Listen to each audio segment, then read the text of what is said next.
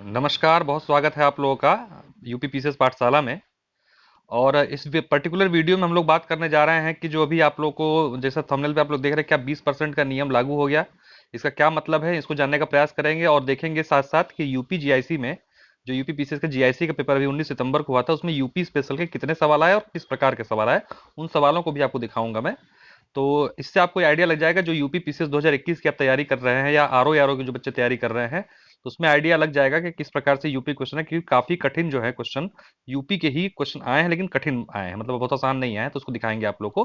तो आगे बढ़ने से पहले आप लोगों से निवेदन है कि कृपया चैनल को सब्सक्राइब जरूर कर लें आप लोग, ताकि महत्वपूर्ण अपडेट्स इस तरीके की चीजें आपको मिलती रहें, जो भी नोटिफिकेशन से रिलेटेड है, जो भी सूचनाएं होंगी यूपी पीसीएस संदर्भ में, वो सभी की सभी इस चैनल के माध्यम से ऑथेंटिक रूप से आप लोगों तक प्रस्तुत की जाए। देखिए, मैंने सबसे पहले लिखा है क्या 20% का नियम लागू हो गया, मतलब क्या है इसका, पहले तो समझने की कोशिश कीजिए। देखिए, इसका मतलब क्या हुआ कि पिछले कई सालों से आप लोगों ने देखा होगा यूपी पीसीएस के सवाल जो है एग्जाम में, यूपी पीसीएस के एग्जाम में यूपी स्पेशल के सवाल नहीं आ रहे थे। तो इससे क्या हो रहा था कि बाहरी लोगों की एंट्री भी काफी मात्रा में हो जा रही थी। वो काफी 2018 पीसीएस और 19 पीसीएस 20 पीसीएस में बवाल हुआ इस चीज को लेके। तो यहाँ तक के टॉपर्स भी बाहर के हुए, तो चलिए वो तो अलग मुद्दा है, खैर। लेकिन यूपी स्पेशल के प्रश्नों का ना होने से जो था बच्चों में रोष था, और इसके लिए ज्ञापन वगैरह सारी चीजें भी आयोग को जो है दी गई थी। तो अभी इस तरीके से आधिकारिक घोषणा तो कुछ की नहीं गई आयोग की तरफ से, लेकिन अभी क्या है कि ये पेपर जो जीआईसी वाला हुआ है, और इससे पहले एक पेपर आपका हुआ था पिछले साल कोई सा प्रबंधक का, अब एग्जैक्ट मुझे नहीं याद आ रहा, उसमें भी काफी मात्रा में सवाल जो थे यूपी स्पेशल से पूछे गए थे।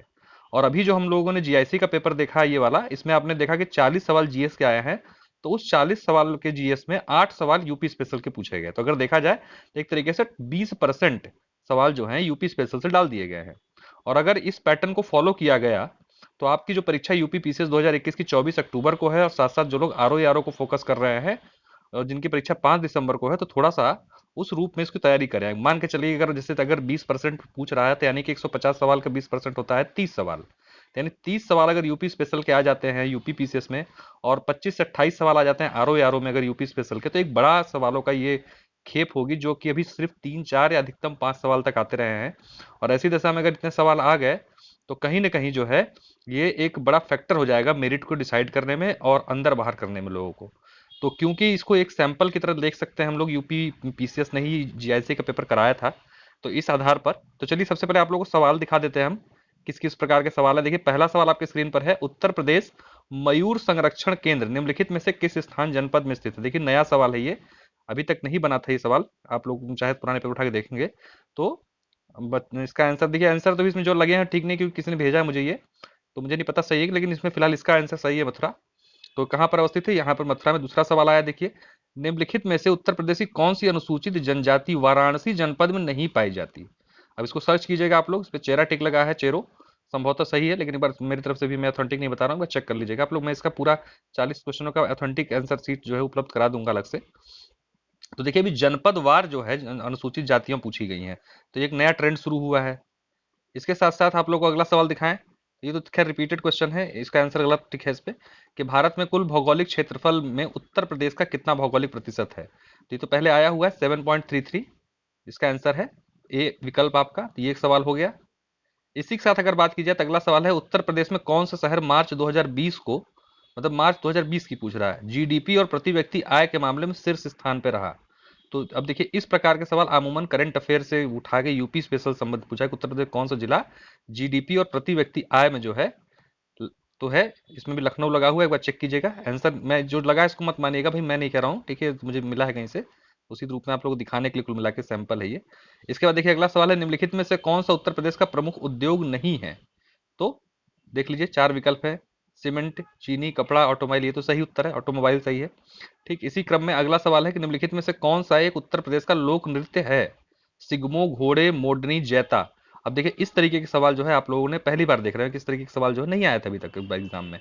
ठीक है, ये अब सभी सभी नए नृत्य दिखाई दे रहे हैं, नाम से जो रिपीटेड आते थे अब तक वो सब गायब हैं।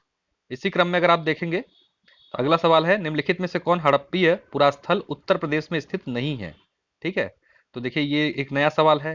आप लोग अमूमन हम लोगों ने आलमगीरपुर का नाम सुना हुआ है, फेमस है, जो मेरठ में है, लेकिन इसमें हुलास, आलमगीरपुर और मांडी ये तीनों उत्तर प्रदेश में है। देसलपुर जो है ये गुजरात में है। फिर इसके बाद देखिए, कन्नौज पर मोहम्मद गजनवी के आक्रमण के समय वहां का शासक कौन था। कन्नौज उत्तर प्रदेश में है। तो इसका आंसर देख लीजिएगा आप लोग, ये भी यूपी स्पेशल का ही सवाल है, इतिहास से यूपी स्पेशल से पूछ दिया है। इसके बाद पूछा मध्यकाल में उत्तर प्रदेश के किस जनपद को शिक्षा का केंद्र होने के कारण सिराजे हिंद कहा जाता था। ये भी history plus Uttar Pradesh history का मध्यकालीन का है, जौनपुर है इसका आंसर, तो सही है। इसके बाद देखिए एक सवाल है आपका, निम्नलिखित में से गुप्तकालीन मंदिरों में कौन सा उत्तर प्रदेश में अवस्थित है। तो ये देखिए देवगढ़ का दशावतार मंदिर। तो ये आपने, आप देखिए एक सवाल, दो सवाल, तीन सवाल, चार सवाल स्लाइड पे हो गए, पांच सवाल, छह सवाल, सात सवाल स्लाइड पर हो गए, आठ सवाल,